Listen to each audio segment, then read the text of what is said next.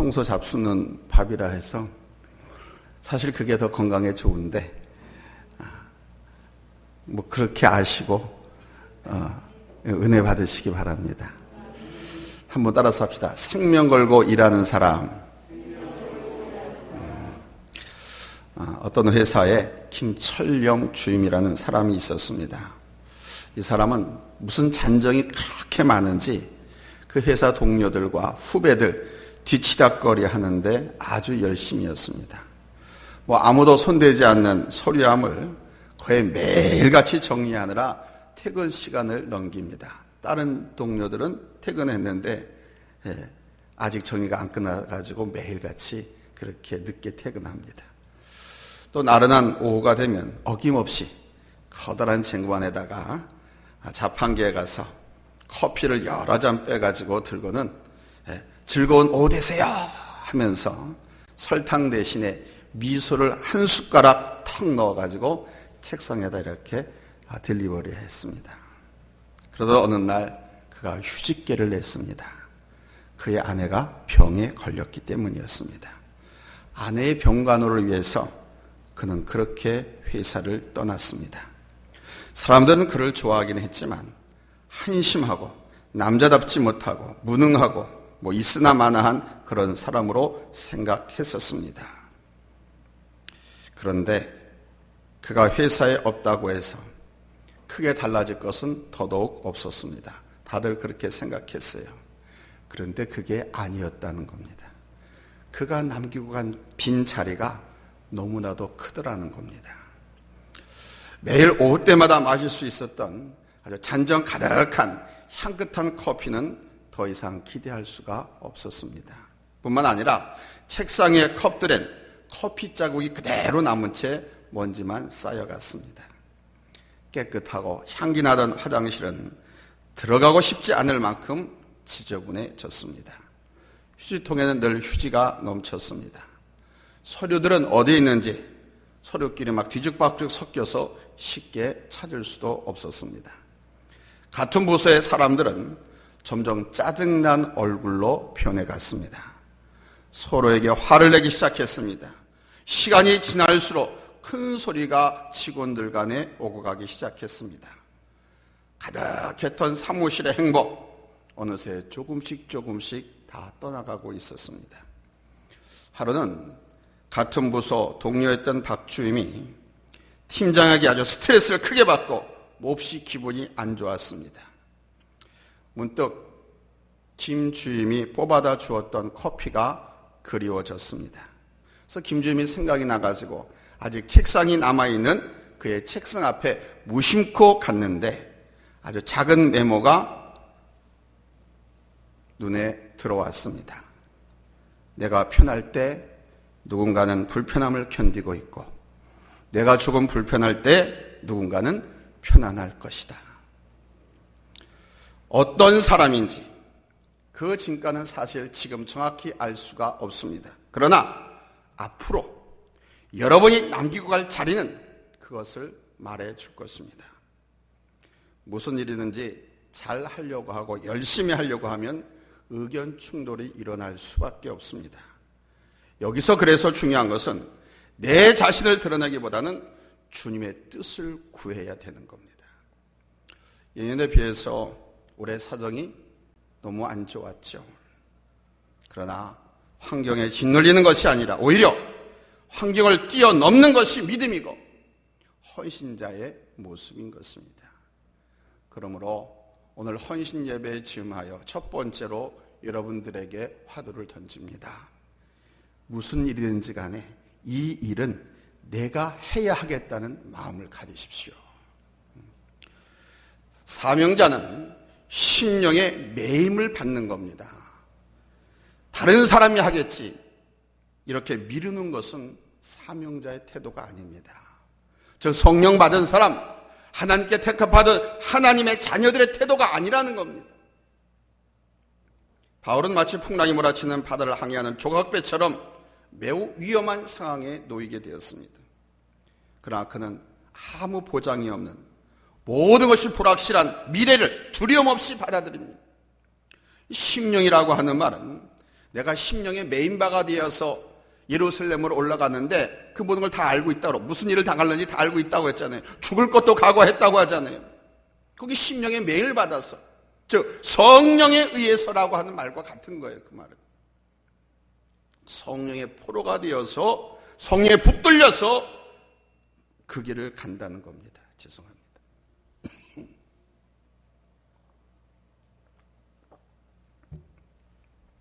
우리 주님께서는 우리 모두가 주의 성령에 붙잡힌 바 된 사람들이 되기를 원하십니다. 강력한 영적 체험을 말하는 거예요. 즉 바울의 마음속엔 성령께서 예루살렘으로 올라가야 한다는 마음이 충만하게 차게 됐다는 것이죠. 성령의 강에 이끌려서 예루살렘에 올라가는데, 수요일날 여러분 성경 강해를 통해서 말씀을 들으신 분 아시겠지만 무슨 일이 일어날는지 다 알고 있었습니다. 거기 올라가면 핍박을 받고 결박을 당해서 재판에 넘겨지고 죽을지를 알고 있었습니다. 분명한 것은 안 좋은 일이 있을 것이라는 것을 알면 도망갈 것이냐 이거예요. 안 좋은 일이 있을 것이다, 내게 손해가 오는 일이 올 것이다 라고 여겨진다고 하면 그 일을 포기하고 안 하고 말 것이냐 이거예요. 근데 바울은 자기가 가는 길에 바로 환난과 결박이 기다리고 있다는 사실을 알았기 때문에, 몰랐으면 모르는데 알았기 때문에 오히려 더 하나님 주신 사명을 위해서 비장한 각오를 하고 올라간 거예요. 거기 가면 결박이 있다, 거기 가면 환난이 있다, 거기 가면 죽음이 기다리고 있다. 그럼에도 불구하고 바울은 말하는 겁니다. 나는 그 길을 가겠노라. 아무도 이 뚜렷한 목적의식을 가지고 가는 바울의 길을 막을 수가 없었죠. 여러 예언자들이 만류했습니다. 바울 일행이 만류하기도 했습니다. 그를 사랑하는 이들이 말렸습니다. 사도님 그러시면 안 됩니다, 피해갑시다. 굳이 그런 고난을 왜 당하고 뻔히 알면서 왜 갑니까? 만류했습니다.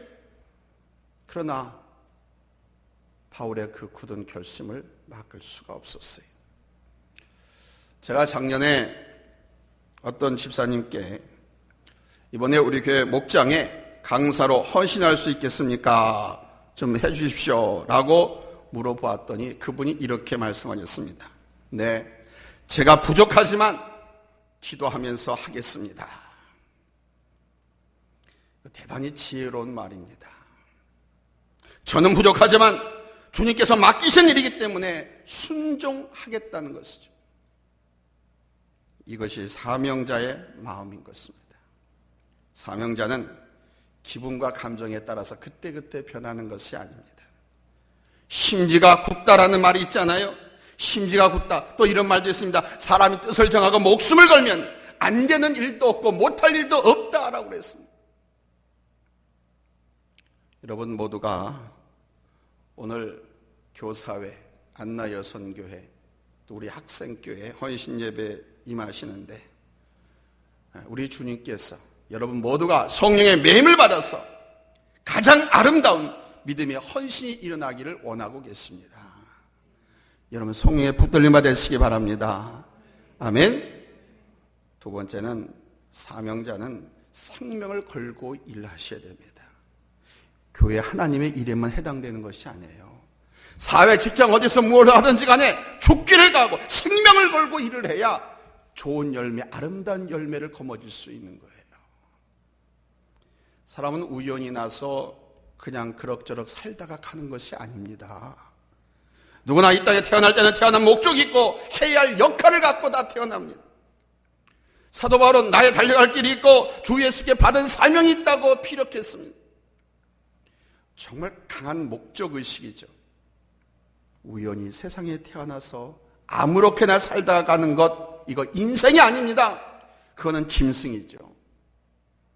우연히 태어나서 아무렇게 살다 어떻게 인간의 밥이 되기도 하고 버림받기도 하고 차별받기도 하고 그러다 가는 것, 이건 짐승입니다. 동물입니다. 인생은 아니에요. 하나님의 목적과 하나님의 계획에 따라서 이 땅에 보냄을 받았고 오늘 하나 앞에 이렇게 초청을 받았고 사명을 부여합니다. 풀 하나 벌레 하나도 하나님께서 세상에 만드신 이유와 목적이 있잖아요. 오늘 본문에서 사도 바울은 복음을 위해서 자신의 생명을 조금도 귀하게 여기지 않는다 이렇게 말하고 있습니다. 뭘 위해서 생명도 귀하게 여기지 않는다? 복음을 위해서. 여러분의 몸과 마음을 아낌없이 복음을 위해서, 우리 주님을 위해서 여러분 드릴 수 있기를 예수님의 이름으로 축원합니다. 아멘. 누구에게나 사명이 있습니다. 특히 바울은 주 예수의 복음을 전하는 것을 인생 최고의 목표로 삼았습니다. 그래서 그는 평생 재물도 남기지 않았습니다.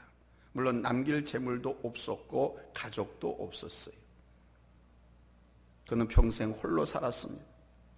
그러나 분명한 것은 소아시아 지역과 유럽에 하나님의 복음의 씨앗을 뿌리고 하나님의 은혜가 그 세계로 흘러가도록 했습니다. 그렇게 흘러 들어간 복음이 미국을 거쳐서 우리나라에까지 들어와 있는 거예요.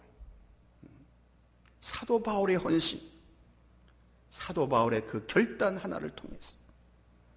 그런데 이렇게 하기로 결정하는 것은 누가 시켜서 억지로 떠밀려서 하면 안 됩니다. 성령에 이끌려서 내가 해야 되는 거예요. 아멘. 성령에 이끌리면 나의 마음이 복음을 전하지 않고는, 그 복음을 전하는 사람이 되지 않고서는 내가 하나님의 영광을 위해서 살지 아니하고는 안 된다 하는 그런 마음이 막 불들 일어나가지고 하나님의 일에 내가 막 끼어들고 싶어하는 마음이 막 드는. 사도 바울은 사실 양갈래길 중에서 주님께 받은 사명의 결단을 내렸습니다. 갈래 갈래 갈림길 길이라도 내게 주신 주의 길 따라가려고. 갈래 갈래 갈림길 길이라도 내게 주신 주의 길 따라가려고. 내 집은 갈릴리 해변 푸른 풀밭 쉬어갈 수 있는데 내 사명 다하기까지 갈 수 없네. 그리운 내 본향지, 그리운 내 본향지.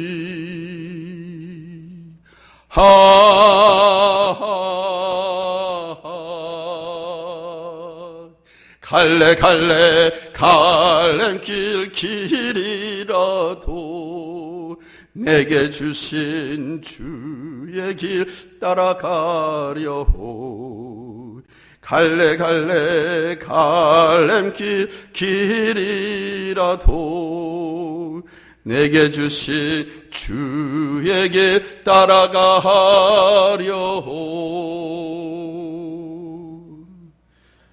내 찬양만 듣지 말고 알면 같이 좀 하고.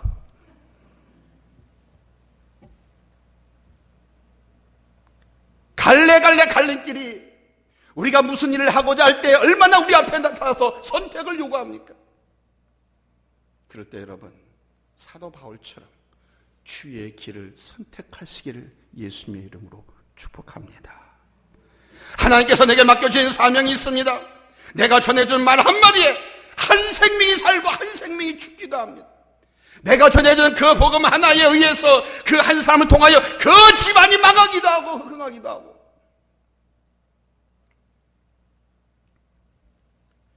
인생의 의미와 목적을 새롭게 발견하고, 오늘 이 헌신 예배가 우리 주님께 헌신하기로 다짐하는 기회가 된다고 하면 그 어떤 예배보다, 그 어떤 무엇보다도 더 보람되고 멋진 여러분 헌신 예배가 될 줄로 믿습니다.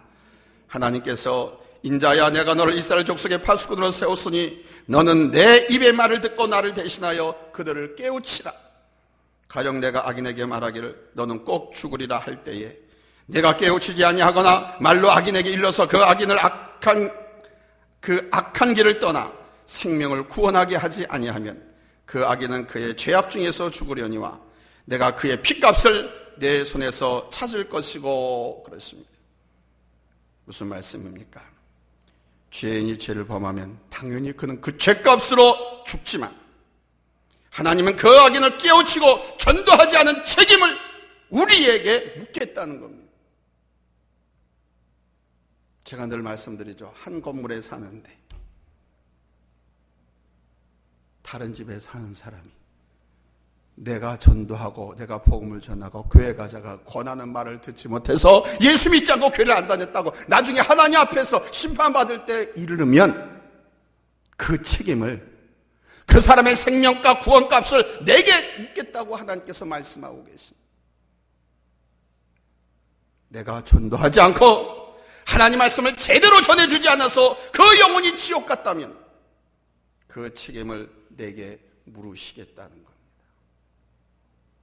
내가 만난 사람은 나를 통해서 복음을 들어야 하지 않겠습니까?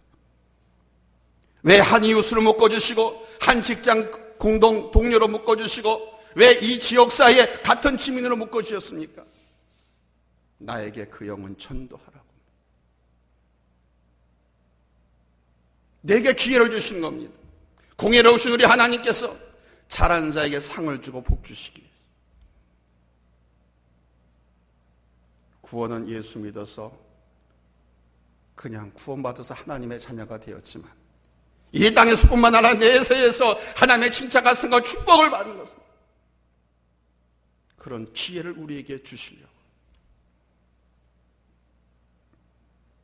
믿고 안 믿고는 그 사람 문제에 있지만 나와 함께 직장생활하는 사람, 나와 함께 공부하는 친구들, 나와 함께 한 건물에 사는 사람들, 나와 함께 이 지역사회에서 만나고 생활하는 사람들은 나를 통해서 복음을 들어야 되는 거예요. 사도 바울은 자기가 만났던 사람에게 누구에게도 빠지지 않고 다 복음을 전했습니다.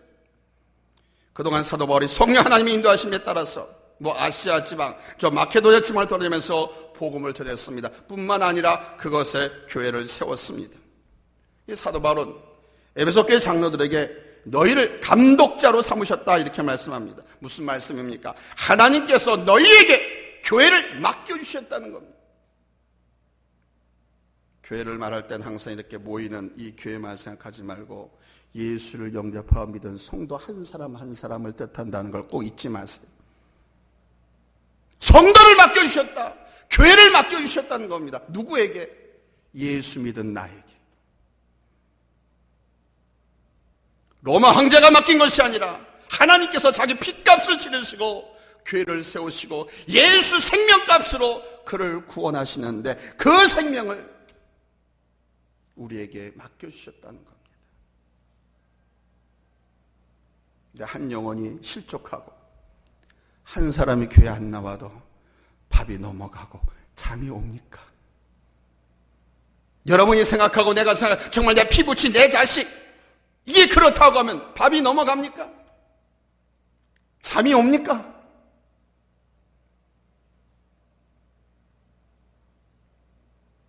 나라의 대통령이 정부가 이웃을 이 지역을 우리에게로 묶어서 우리에게 보내주신 게 아니에요. 하나님께서 당신의 핏값으로 생명값으로 구원하시고 사신 그 생명을 나를 위해서 나에게 보내주시고 그러나 사명자의 길에는 방해꾼이 있습니다. 여러분 교회 안에서 우리가 여러 가지 봉사하고 하나님의 일을 할 때 가장 우리 성도들에게 무섭게 강하게 유혹하고 다가오는 것이 뭔지 아세요? 따라서 섭섭마귀다. 섭섭마귀가 가장 무섭습니다. 이 섭섭마귀는요 성도들에게 특별히 헌신하고 봉사한 사람에게 섭섭병을 먼저 줘요. 열심히 헌신하고 열심히 봉사하는데 어느 순간인가 마음이 막 섭섭병이 드는 거예요. 자기가 성경에 있는 기가 또 교사 선생님, 부장 집사님께 좀 수고했다고 칭찬 한마디 듣고 싶은데 장로님한테 목회자한테 좀 칭찬 듣고 싶은데 전혀 안 그래. 그냥 시큰둥하는 것 같아요. 목사한테 인사해도 못 들은 척하고 그냥 못 본 척하고 그냥 지나가고 사실은 저마다 바쁜 일이 있는데 내 생각만 하고 자기 생각을 무시한다고 생각해서 낙심하고 주저앉는 것인데, 그런데 섭섭병이 드니까 내가 이래도 봉사해야 되는가? 해야 되냐 마야 되느냐? 교회를 옮길까? 이리저리 고민을 하는 겁니다. 자, 내가 고민하고 갈등하고 섭섭해하고 그러면 누가 쾌재를 부르는 줄 압니까? 누가 가장 좋아하겠어요? 사탄 마귀가 좋아하는 거예요. 사탄 마귀가 춤을 추는 거예요. 덩실덩실. 왜 춤을 추고 덩실덩실 사탄 마귀가 좋아하는지 아세요? 내가 헌신하지 않고 내가 봉사하지 않으면 교회가 약해지거든요.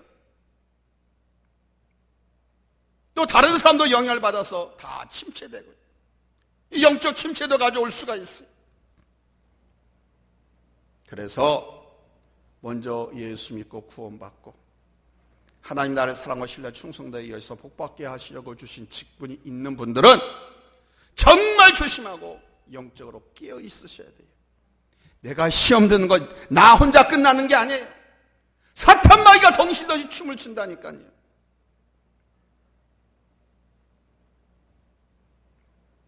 사탄 마귀가 춤을 출 때마다 주님 몸에는 못이 하나씩 박히는 거예요.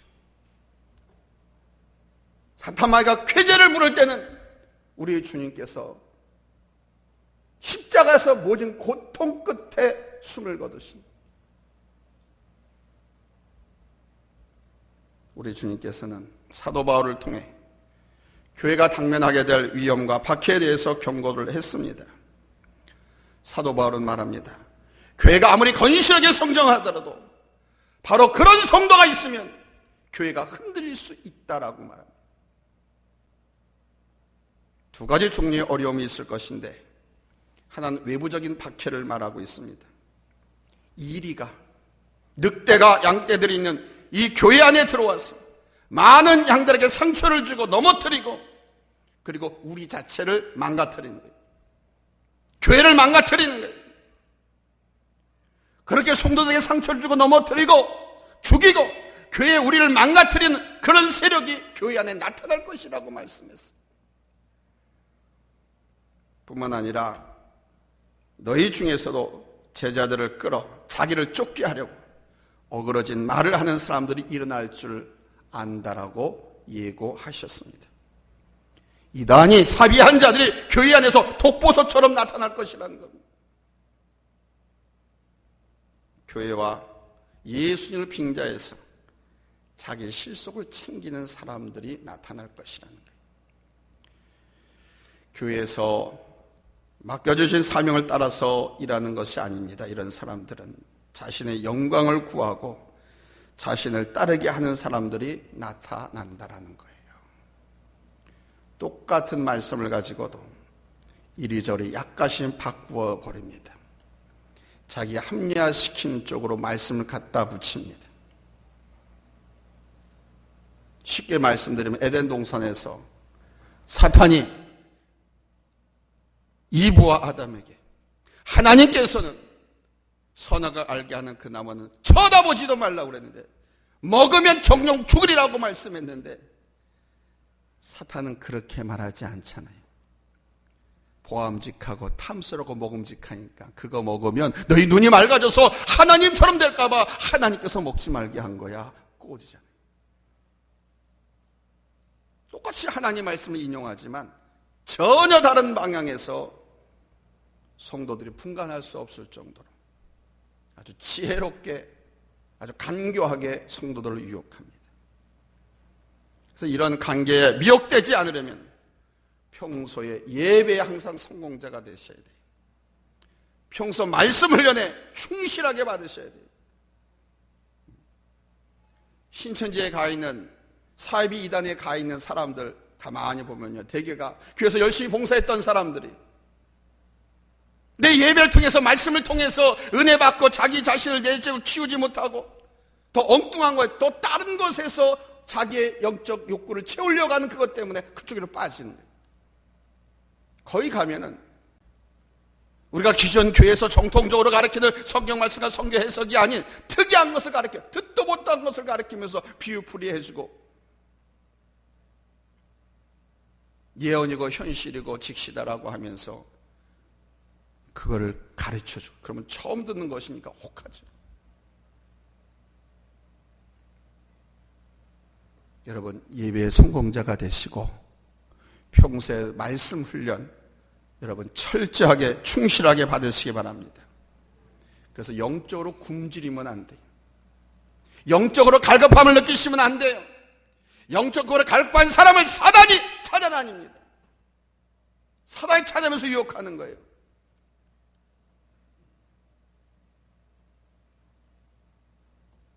매일 큐티를 하세요.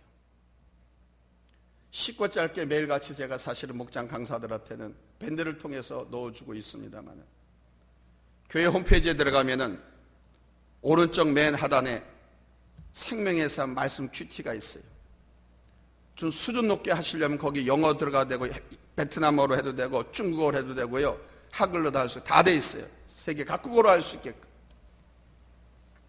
그 생명의 삶 큐티는요, 오늘날 한국교회가 얼마나 많이 그것 가지고 새벽 예배 드리고 개인 큐티 학습시키고 하는지 몰라요. 그 좋은 교재를 홈페이지에다가 실어놨어요. 지금 우리 학생교회는 그 생명의 삶으로 큐티 하고 있는 걸로 제가 알고 있어요. 근데 정작 교회에서 갖춰준 건 활용하지 못하고 책을 사서 하고 있는 것을 볼 때 조금 대단히 지혜롭다, 이런 생각도 해보기도 합니다. 왜냐하면 이 디지털을 통해서 인식하는 것은 이 후드 예배만 각인이 되고, 이 전두 예배는 각인이 잘 안 돼요. 그러나 직접 책을 보고 쓰고 보면은요, 후드 예배 들어가서 전두 예배까지 해가지고 오래도록 기억하고 뇌를 활발하게 움직이게 합니다. 스마트폰, TV나 컴퓨터를 통해서 얻는 지식이나 상식은 금방 잊어버리고 정말 내 지식이 못 돼요. 근데 신문이나 책이나 직접 필기하고 그러면서 그걸 보고 학습하고 공부하면 그건 오래가고 뇌도 활발하게 활동하고 전두엽과 후두엽을 같이 운동시켜서 뇌가 오래도록 활발하게 움직여서 치매도 예방하고 젊게 오르도록 살 수 있습니다. 그래서 어린아이들에게 스마트폰 주지 말라고 하는 거예요, 교육자들이. 스마트폰 게임 갖고 또 아이들 뭐 한다고 무조건 텔레비에다가 오락프로 같은 거 보여주잖아요. 그거 자식들 망치는 겁니다. 네. 내 말이 믿겨지지 않거든 의사들한테, 과학자한테 물어보세요. 그 친구들 저 다 같이 공부했던 사람들입니다. 사람이 굶주리면요, 아무리 상한 음식도 상관하지 않고 막 먹습니다. 그래서 교회의 일꾼들, 사명자들은 절대 영적으로 굶주리면 안 돼요. 영적으로 굶주리지 말라고 오죽하면 다른 교회는 대개가 주일 설교 하나밖에 안 올려놔. 근데 우리는 주일 오전 설교, 저녁 설교, 수요일 예배 설교까지 다 올려놓죠. 거기에다가 예배 드리고 본인 성경 공부하고 본인 영적 성숙을 도모할 수 있도록 다 링크를 해놨어요. 홈페이지에 들어가면 볼 수 있도록. 매일 큐티를 하세요. 특별히 바라기는 예배의 성공자가 되시기 바랍니다. 예배의 성공자는 꼭 예배만 드리라는 것이 아닙니다. 예배 드렸으면 예배를 통해서 은혜를 받으라는 겁니다. 아멘. 그래 영적인 갈급함을 다 채우고 엉뚱한 거로 눈을 돌리지 않을 수가 있어요. 근데 영적으로 갈급하고 굶주리면요, 아무거나 다 먹어요. 아무거나. 여러분, 거지 아저씨들 있죠? 이 사람들이 식중독 걸려서 죽는 거 봤어요? 하나님이 그렇게 만드셨어요. 그 사람들은 상한 음식 아무리 먹어도 걸리지, 식중독 안 걸려요. 또 옷 제대로 걸치지 못하고 춥게 지내는 노숙자들이 감기 걸리는 거 봤어요? 거린들이? 아니에요. 그 사람들은 튼튼해요. 왜? 살아남도록 하나님께서 그렇게 만드셨어요. 그런데 영적으로는 굶주려버리면 이것저것 가리지 않고 먹다가 다 병들어 죽습니다. 중요한 것은 자기만 병들어 죽는 것이 아니라 자기 가족과 또 이웃한 성도들, 교회까지도 어려움을 당하는 거예요. 대부분의 사람들이 누구보다 더 잘 믿으려고 하고요, 더 많이 일하려고 하다가 이단에 끌려서 자신의 삶을 망가뜨리는 거예요. 초대교회 이후로 계속해서 이단의 역사는 계속되고 있습니다. 우리 주님께서는 오늘 우리 교회학교 아이들로부터 중고등부 청년, 우리 장년 모두가 바로 바른 신앙, 바른 믿음으로 영적으로 큰 축복을 누리기를 원하고 계십니다. 그런 의미에서 말씀에 순복하고 예배의 성공자가 되시고, 아멘, 기도 많이 하시기를 예수님의 이름으로 부탁을 드립니다. 그리고 네 번째는, 사명자는 눈물의 기도가 필수입니다. 사도 바울은 밤낮 쉬지 않고 눈물로 각 사람들을 훈계했다, 이렇게 말합니다. 그러니까 간절하고 애타는 마음으로 일했다는 거죠. 요즘 학교나 가정에서 아동학대나 차별 문제로, 아동학대, 이 문제로 매스컴에 오르내리는 것을 보면 정말 안타까울 때가 많습니다. 실수할 수도 있고 잘못할 수도 있습니다. 그러나 그때마다 큰 소리 치고 욕하고 때리면 당장에는 화가 풀려서 후련하겠지만 미움이 남습니다. 결국 선생님을 원망하다가 반항하게 되는 거죠. 이 사람은 어떨 때 변하고 어떨 때 움직이고 어떨 때 실천하느냐? 마음에 감동받을 때 움직입니다. 마음에 찡한 사랑을 느끼지 않으면 움직이질 않아요. 근데 이 찡한 사랑은 바로 눈물을 통해서 전달되는 것입니다. 그래서 눈물의 기도를 하라는 거예요. 교회에서 내가 맡은 사명을 위해서 여러분 눈물 뿌려 기도할 때 아름다운 성령의 열매가 맺히게 될 줄로 믿습니다. 아멘. 교사 선생님들뿐만 아니라 목장 강사님들, 기관장들, 아니, 하나님의 나라의 사람을 신라 충성되게 여기셔서 복받게 하시려고, 즉 행복하게 살게 하시려고 주신 사명, 직분 맡은 분들, 목사님이든 장로님이든 권사님이든 집사님이든 구역장이든 기관장이든 강사님이든 눈물로 기도하시면서 정말 간절하고 애절한 마음으로 성도, 회원 한 사람 한 사람을 돌보고 섬겨 주님 마음으로. 얼마나 좋아요. 많지 않잖아요. 기간 나눠봐요. 많지 않잖아요. 그래서 쪼개놓는 거예요. 쪼개놓는 거예요. 많으면 못하겠다고 나자빠지니까. 그래서 교회는 셀 쪼개놓는 거예요.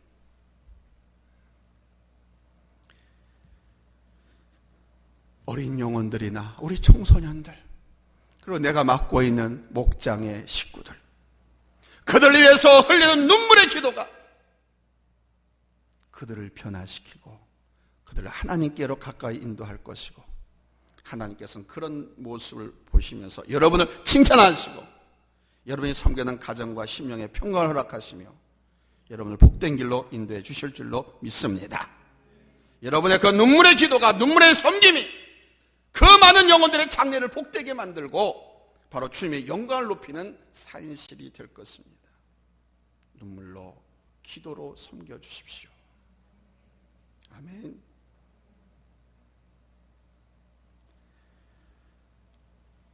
저는 중고등학교 시절, 중등부 시절에는 한 50명 되는 학생회원들의 회장을 하고, 고등학교 시절에는 한 80명 되는, 그래서 150명 되는 학생회에 제가 회장을 했습니다. 그 중고등부 학생회장 시절에 저는 하나같이 임원들과 더불어, 그때도 어른들과 똑같이 우리 학생회는 구역을 조직을 나눠놓았어요. 예배 1시간 전에 모여서 같이 하나배 뜨겁게 기도하고 다 자기 구역으로 돌아가서 한 사람 한 사람을 다 신방하면서 데리고 왔습니다. 그리고 또 기도하고 나서 또 주중에 토요일 날 모이니까 모여서 또 기도하고, 그래서 한 사람 마치 애완견 돌보듯이, 고양이 새끼 밥 주고 돌보듯이 우리 친구들을, 학생들을 그렇게 케어하고 기도하면서 주의를 했습니다. 그 결과 제가 섬기던 우리 학생교회가 어른들보다 더 많이 모였어요. 우리 교회가 4개 마을 중앙에 있었는데 그 마을에 교회 안 나오는 학생들이 한 명도 없어요. 남학생 여학생 가리지 않고. 그리고 이용수라고 하는 학생을 모르면 간첩을 줍니다. 학생이라고 하는 것은 수소문에서 빼놓지 않고 알든 모르든 샅샅이 뒤져서 전도해서 교회로 데리고 왔습니다. 그들 중에는 지금 목회자들이 수두룩하고, 목회자 사모님이 수두룩하고, 또 교육자로, 또 기업가로, 또 예능인으로 각계에서 활동들을 많이 하고 있습니다. 눈물로 기도하고 눈물로 섬겼으면 반드시 우리 교회, 주일학교, 어린이교회, 학생교회, 청년교회, 우리 장년부가 여러분 희망 있고 놀랍게 부흥하고 성장할 줄로 믿습니다. 아멘. 절 위해서 기도해달라고까지는 부탁하고 싶지 않아요. 그건 여러분 얼마나 부담이 되겠습니까? 여러분들이, 그건 장로님이나 우리 안수자님 권사님들이 주축이 되셔서 다른 교회 하는 것처럼 담임 목사를 위해서 여러분 기도팀을 만들고 기도를 해 주셔야 됩니다. 거기서는 더 이상 제가 저를 위해서 하는 이야기니까 말씀드리지 않겠습니다. 그렇게 기도할 때에 내가 맡고 있는 바운더리도 있습니다마는, 내가 섬기는 교회 목사님을 위해서 그렇게 기도할 때에 내가 섬기는 바운더리, 그 사역 분야에서도 풍성한 열매가 맺혀지지만은 교회도 부흥되어지고 주의 종이 신령한 하나님의 은혜로 목회나 교회를 잘 관리하고 인도해 갈 수가 있는. 그래서 마지막으로 사명자는 주면서 섬기는 사명자가 되셔야 됩니다. 따라서 주면서 섬기자. 학생 시절부터 그렇습니다. 우리 부모사님하고도 제가 매일 식사를 같이 하면서 그런저런 얘기를 합니다. 내 부교육자 시절에 나는 받은 사례비를 가정에 생활비로 갖다 준 적이 없어요. 맡고 있는 학생들, 임원들, 청년들 한 분 한 분 만나서 얘기도 하고 하면서 밥 사 먹이고 같이 대화하고. 그리고 사실은 부교육자들에게, 저는 또 젊은 친구들에게 그런 이야기를 많이 합니다. 사실 이 세상을 살다 보면요, 밥 사 먹이는 게 가장 적게 드는 거예요. 사회생활 할 때요, 밥값이 가장 적게 드는 겁니다. 가장 적으면서도 가장 큰 효과를 얻을 수 있는 게 밥 사 먹이는 거예요. 첫째는 사람을 얻고요, 그리고 서로가 통하게 돼요. 그리고 무슨 일을 하든지 간에 협력을 얻고요, 지원 얻어서 일을 잘할 수가 있어요. 사회생활도 마찬가지입니다. 교회생활은 더더욱 그렇습니다. 한때는 우리 성도님들 한 분 한 분 제가 다 이렇게 새로 등록하면 식사 같이 하고 막 그랬더니, 언제가 김병호 목사님 우리 교회 부흥해 와가지고 목사님한테 얻어먹지 말라고, 목사님한테 얻어먹으면 거지 된다고 뭐 그랬다. 그때부터 늘 안 잡수겠다고 그래가지고 장로님들도 그렇고, 내가 내려고 그러면 이 양반들은 아유 무슨 소리 합니다. 당신들이 다 내고 막 그러십니다만, 저는 마음속에 늘 제가 내, 목사님들이고 뭐고 제가 내.